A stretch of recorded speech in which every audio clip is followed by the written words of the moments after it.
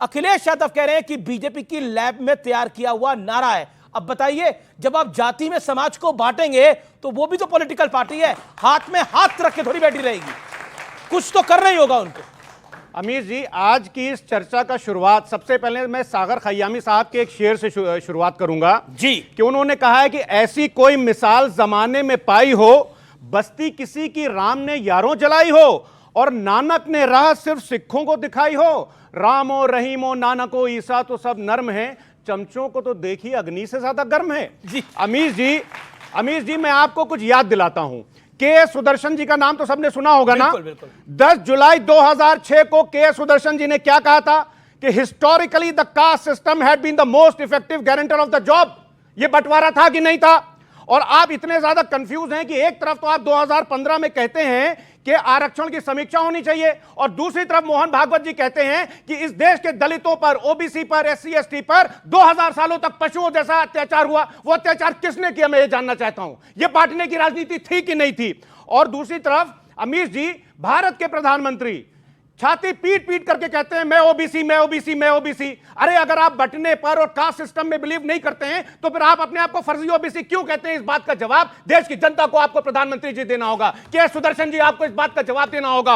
और आप गिरिराज सिंह जी की बात कर रहे थे, अरे बांटने में तो इनको चैंपियनशिप हासिल है, चैंपियनशिप। कहते हैं साहब ट्रेन एक्सीडेंट्स तो मुसलमानों की वजह से हो रहे हैं। एक सूरमा आसामी है असम में, सूरमा आसामी क्या बोलते हैं उनके असम के मुख्यमंत्री कि साहब महंगाई तो मुसलमानों की। सूरमा आसामी, हेमंता बिस्वा शर्मा है उनका नाम। सूरमा आसामी, हाँ उनको हम सूरमा आसामी बोलते हैं। वो कहते हैं साहब महंगाई तो मुसलमानों की वजह से बढ़ रही है। उनका नाम है, वो मुख्यमंत्री हैं। अरे ठीक है, उनका नाम भी होगा, मुख्यमंत्री भी हैं, लेकिन नाम होगा नहीं, नाम है। हाँ ठीक है, उनका नाम है हेमंता बिस्वा शर्मा। लेकिन ये सूरमा आसामी जो हैं कहते हैं साहब महंगाई तो मुसलमानों की वजह से बढ़ रही है। अरे साहब इनको तो चला जाना चाहिए, व्हाइट हाउस का चीफ इकोनॉमिस्ट हो जाना चाहिए कि कम से कम ऐसा डेटा दें, वो बताएं कि किसकी वजह से महंगाई बढ़ रही है। It's been 1.5 minutes. मैं शहजाद पूनावाला का रुख करता हूं डायरेक्टली। शहजाद पूनावाला, बटोंगे तो कटोंगे बीजेपी की रणनीति है। आज हम देख रहे हैं कि बीजेपी के कुछ नेता टी शर्ट डाल के भी घूम रहे हैं कि बटोंगे तो कटोंगे। कपिल मिश्रा ने वो टी शर्ट डाल के ट्वीट करा। बीजेपी के दिल्ली के नेता हैं, विधायक का चुनाव लड़ चुके हैं। पॉइंट ये है, गिरिराज सिंह यात्रा निकाल रहे हैं, आपके नेता पोस्टर लगा रहे हैं। विनय सहस्त्रबुद्धे जो कि भारतीय जनता पार्टी के शीर्ष नेताओं में से एक हैं, यानी सीनियर लीडर्स में से एक हैं, उन्होंने भी मराठी में लिखा कि अगर महाराष्ट्र में वोट कटेगा तो फिर क्या होगा। देखिए, जैसे आपने अनइंटरप्टेड टाइम इनको दिया तो मुझे भी उतना ही समय दीजिए। मैं पूछना चाहता हूं कि united we stand, divided we fall, ये तो हम बचपन से पढ़ते आ रहे हैं। अगर योगी जी जो भगवा कपड़ा डालते हैं वो कह दे, मोदी जी कह दे, सरसंघचालक जी कह दे, तो वही बयान जो है हमारे लैब से निकलता है। पर वोट जिहाद पर फयाज मियां कुछ नहीं बोल पाएंगे, क्योंकि वोट जिहाद सेकुलर है। वोट जिहाद सेकुलर है कि भारत के लोग, हिंदू समाज एक हो जाए। अब देखिए, यहां पर उन्होंने बड़ी बड़ी बातें की कि किस प्रकार से मुसलमानों के बारे में बोला जाता है। सुनिए, मठाधीश और माफिया में कोई ज्यादा फर्क नहीं होता।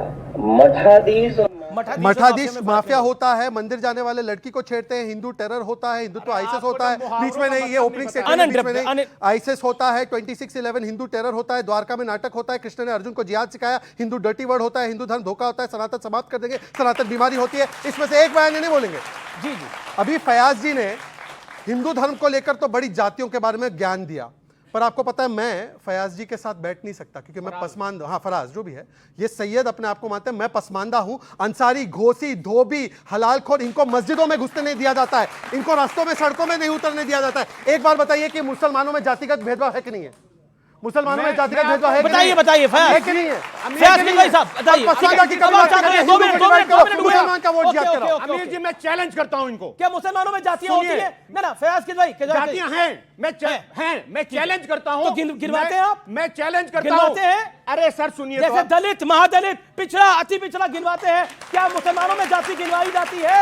यहाँ पे ठाकुर ब्राह्मण वैश्य सैनी मौर्य, अरे जी बोलिए। जातियां हैं, लेकिन मैं शहजाद जी से बोलता हूं, आपको मैं ब्रेकिंग न्यूज दे रहा हूं कि अफर्मेटिव एक्शन के लिए अगर मुसलमानों को जातियों में बांटना है तो मैं उसका समर्थन करता हूं। बताइए, आप अफर्मेटिव एक्शन देंगे? आप तो मुसलमानों को जो ओबीसी का थोड़ा बहुत आरक्षण मिल रहा है, आप तो उसको भी खत्म करने की बात करते हैं। शहजाद की टर्न है, आपने पॉइंट देखा, you made your point sir. Silence. अब आपने देखा एजेंडा क्या है? एजेंडा ये, let him make his point ना।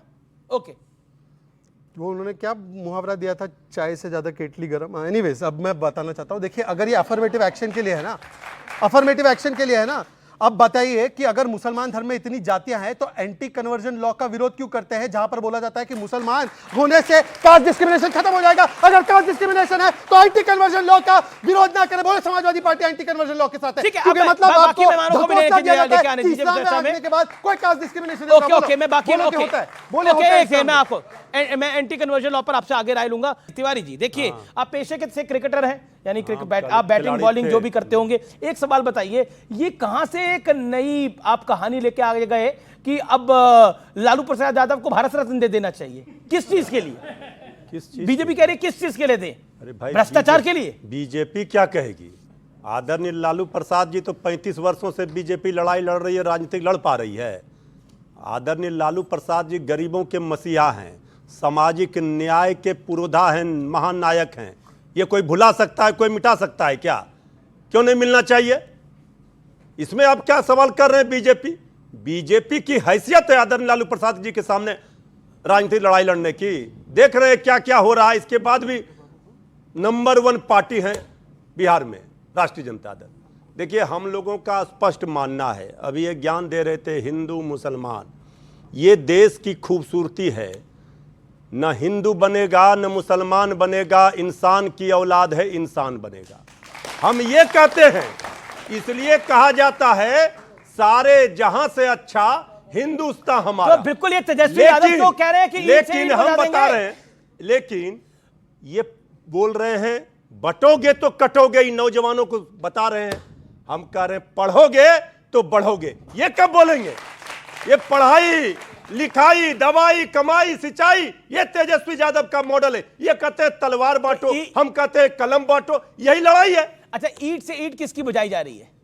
ईंट से ईंट उसकी बजाई जाएगी जो दंगा भड़काएगा, जो हिंदू मुसलमान में झगड़ा कराएगा, जो नफरत फैलाएगा, जो समाज में तलवार बांटेगा। ये देश में सबको अधिकार है, ये देश धर्मनिरपेक्ष है, इसलिए इसको तो जो लोग, क्या लगता है ये जो हिंदू यात्रा है उत्तर प्रदेश से बिहार तक, ये नफरत का एजेंडा है? जो लोग इस तरह की बात कर रहे हैं वो सबसे बड़े हिंदू के दुश्मन है। हिंदुस्तान में 80% हिंदू है। इतना कायर है, डरपोक है हिंदू जो डरा रहे हैं। क्यों हिंदू को इतना कायर समझ रहे हैं? ओके, स्वामी दिवाकर, हिंदुस्तान में सर हिंदुओं को कोई डरा नहीं सकता। आपका पॉइंट है ये पॉइंट है नफरत के खिलाफ। तलवार, ठीक है, नफरत के खिलाफ है। तलवार मत बांटो, प्यार बांटो, मोहब्बत बांटो, और मोहब्बत की दुकान के आप भी ग्राहक बन जाइए। आप लोग क्यों नफरत बांट रहे हैं? ये आरोप लग रहा है। गिरिराज सिंह नफरत फैला रहे हैं, योगी आदित्यनाथ बटेंगे और कटेंगे कह रहे हैं। क्या कहना चाहते हैं स्वामी दिवाकर? मैं 2-3 बात कहूंगा। ना हिंदू बनेगा ना मुसलमान बनेगा, इंसान की औलाद है, इंसान बनेगा। ना हिंदू बनेगा ना मुसलमान बनेगा, इतना उसको भागों में बांट दीजिए कि वो क्या बनेगा उसे खुद भी नहीं पता लगेगा। अभी मैं 2-3 चीजें बोलूंगा। खास जो बात है, हिंदू जोड़ो यात्रा या सनातन जोड़ो यात्रा या भिक्षा यात्रा या हिंदू स्वाभिमान यात्रा, जातियों में विभक्त सनातन को एक करने की है। उससे किसी राजनीतिक व्यक्ति और राजनीति लेना देना चवन्नी नहीं है। मैंने खुद मंच से इस बात को कहा कि यह यात्रा किसी दल की नहीं है, बल्कि संगठित हुए 100 करोड़ लोगों के बल की है। जातियों में विभक्त सनातन को अगर एक करना गुनाह है, तो पुणे की यरवदा जेल से जब कम्युनिस्ट कब एक अवार्ड का घोषणा किया गया तो गांधी जी धरने पर बैठ गए कि मेरे देश को मत बांटिए। मैं अकेला नहीं हूं। अगर जातियों में विभक्त सनातन को एक करना कोई अपराध है तो अपराधी हो सकते हैं दादा, मगर जातियों में बटे हुए हिंदुओं को जोड़ना कौन सी डिक्शनरी में लिखा है कि गुनाह है? कौन सा संविधान में लिखा है कि अपराध है? पर बटोंगे तो कटोंगे कहना